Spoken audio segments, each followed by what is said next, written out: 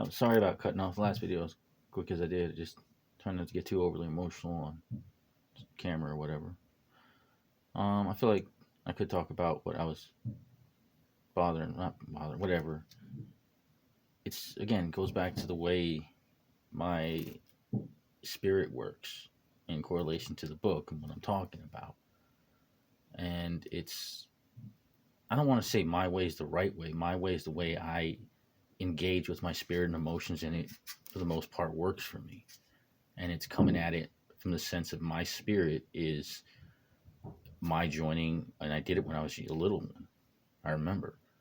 It's the joining of my mental and emotional bodies, and as a youth, I recognized it as your heart and emotions. When I get it, it's like the emotions are all in the brain and all that stuff. I don't understand the science of it, but I'm vaguely aware. I don't know if it's the right terminology, but I've read it in some books where they talk about how it actually works, and it's very interesting. It's over my head, but the way I engage it is in my mind. My mental and my emotional are two different bodies, and I join them together, and that's the instrument that I use to engage the world. And the means is these acting techniques. I mean, I had different things. I have my suits and bubbles, but again, I express how they are naturally akin to acting exercises. But the suits are what I want to talk about, because that's what really got to me. Because my suits are basically just they're different versions of me. They're different aspects of me. They're me. They're all parts of me. Like all these suits are shards of me. When you put all the shards together, you get me. So I'm not one thing. I'm all these different things, and they all exist within the megaverse of my mind. And I'm living all these alternate lives simultaneously inside this supercomputer. And it's how I answer questions. It's how, because people always think, oh, you're such a natural, when you do this and that. It's like, no, brother, you're handing me information and I'm just plugging it in here and putting it through all these scenarios and just boom. Because it's simultaneously, I stack these lives on top of each other so I can exercise different moments. I mean, I've broken a lot of things along the way.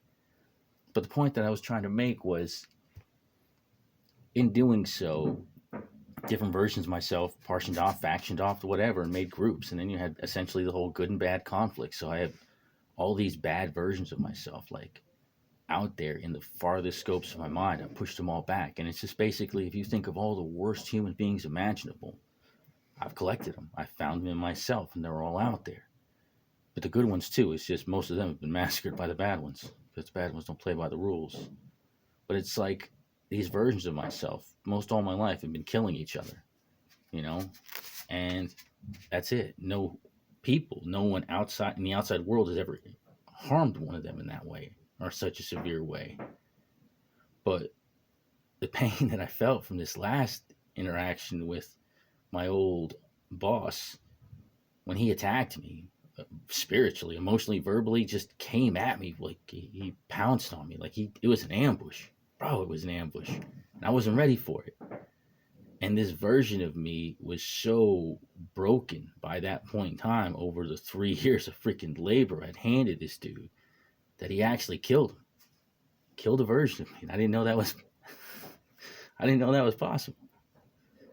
And that, because he thinks it was pride. He thinks I was proud and I was upset because I'm a Marine. I can take an ass chewing all the live long day. But when you got to make up reasons to come at me, and he did. He had to make up reasons to come at me. He had to create reasons to hurt me. And he did. He succeeded. Man, he succeeded. Homie destroyed me that day. I'll never deny that. He got the win he was looking for. But he also destroyed freaking a loyal friendship. I mean, I was a devotee of his. I would have done anything for this dude. And he pissed all of that away just because he needed something to hit. And I'll never forget that. And he doesn't even understand. That's what he irritates. He keeps saying, like, oh, I know you. He doesn't know me.